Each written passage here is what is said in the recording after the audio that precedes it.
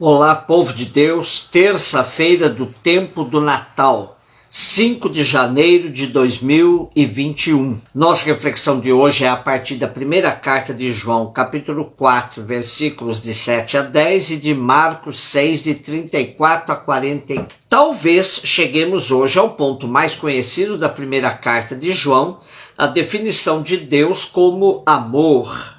Acontece que Deus ninguém vê, mas o amor relacional entre as pessoas, os seres humanos, é palpável. Portanto, quem ama vê Deus, experimenta Deus, sente Deus em si e no outro ser amado. Sem o amor aos outros, não se chega até Deus.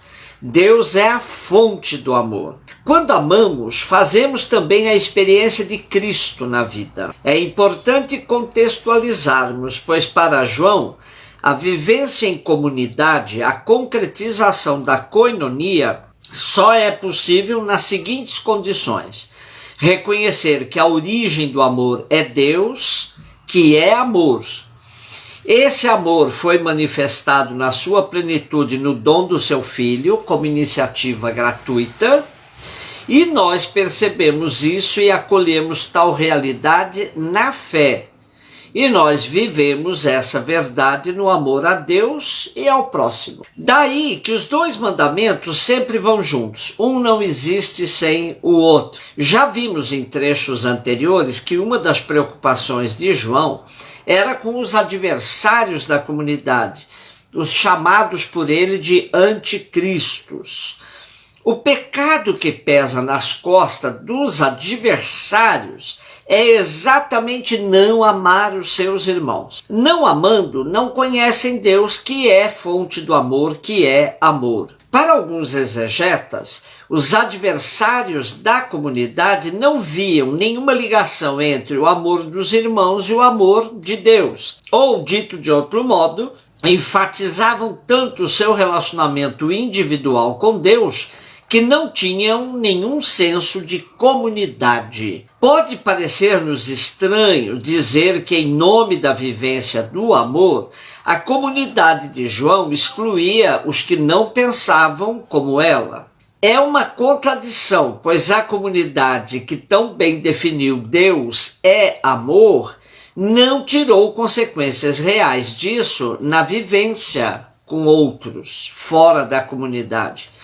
Isso deve servir de grande alerta para todos nós, pois mesmo afirmando que Deus é amor, podemos alimentar sentimentos contrários a todos aqueles que não pensam como nós.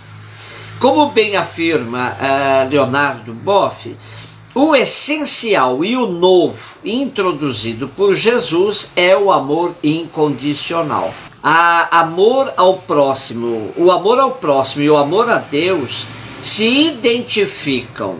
E o sentido de toda a tradição bíblica é culminar nesta unidade. A proposta radical soa: amar como eu vos tenho amado, que é um amor até o extremo. Ninguém é excluído do amor, nem os inimigos, pois Deus ama a todos, até os ingratos e maus. Marcos 6, de 34 a 44. Fixemo-nos primeiro na reação de Jesus frente à multidão. Sente compaixão, porque eram como ovelhas sem pastor. O teólogo Pagola nos diz: Jesus via tudo a partir da compaixão. Era a sua maneira de ser, sua primeira reação diante das pessoas.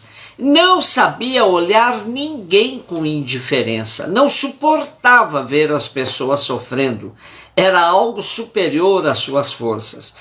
Quem comove Jesus não são só as pessoas concretas que ele encontra em seu caminho, os enfermos que o procuram, os indesejáveis que se aproximavam dele, as crianças que ninguém abraça. Ele sente compaixão pela multidão de pessoas que vivem desorientadas e não tem quem as guie e alimente. Ele se interessa pela multidão, mas não a trata como gado irracional que o segue cegamente. Por isso, frente a essa multidão, ele sente compaixão e começou a ensinar-lhe muitas coisas. A tradição do pastor era antiga em Israel.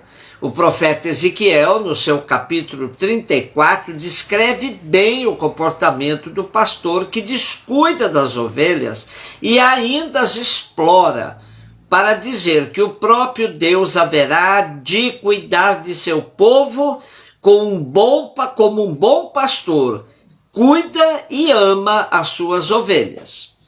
No povo de Deus existem ovelhas que vivem sem pastor, ovelhas fracas que ninguém conforta, ovelhas enfermas que ninguém cura, ovelhas feridas que ninguém enfaixa. Existem também ovelhas desgarradas, das quais ninguém se aproxima, e ovelhas perdidas que ninguém procura. Na verdade, se olharmos com atenção, veremos que há entre nós inúmeras ovelhas sem pastor. Pessoas sozinhas que ninguém tem tempo para ouvir, esposas e esposos que sofrem impotentes e sem ajuda alguma assistem o desmoronamento do seu amor, jovens que abortam pressionadas pelo medo e pela insegurança, sem o apoio e a compreensão de ninguém, pessoas que sofrem secretamente sua incapacidade de sair de uma vida indigna. Pessoas afastadas que desejam reavivar sua fé e não sabem a quem recorrer. Quem despertará em nós a compaixão?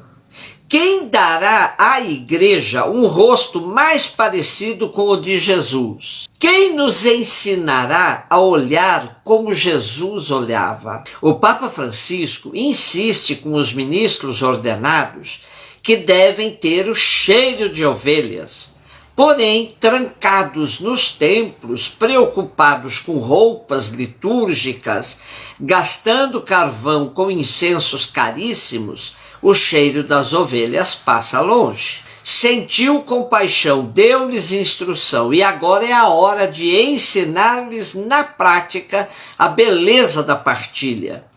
Em nenhum momento nosso texto fala de multiplicação, como no sentido de fazer uma mágica matemática, surgindo do nada alimento para toda a multidão. Não. Jesus partiu daquilo que eles tinham, 5 pães e 2 peixes.